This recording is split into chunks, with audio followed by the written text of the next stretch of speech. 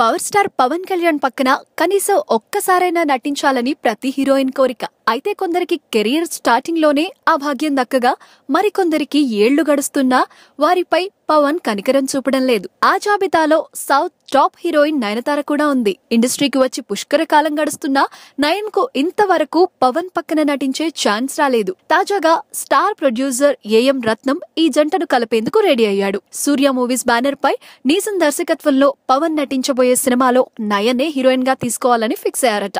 ఈ వార్త తెలియగానే నయనతార ఎగిరి గంతేసిందట. అంతేకాదు ఈ సినిమా కోసం ఏ హీరోయిన్ చేయని త్యాగం చేసిందట. మామూలుగా ఇప్పుడున్న డిమాండ్ ప్రకారం సినిమాకు 3 కోట్లు తీసుకుంటోంది నయన్. ఈ మధ్య ఓ తమిళ నిర్మాత ఈ కేరళ కుట్టికి ఏకంగా 4 కోట్లు ఇవ్వడానికి రెడీ అయ్యాడు.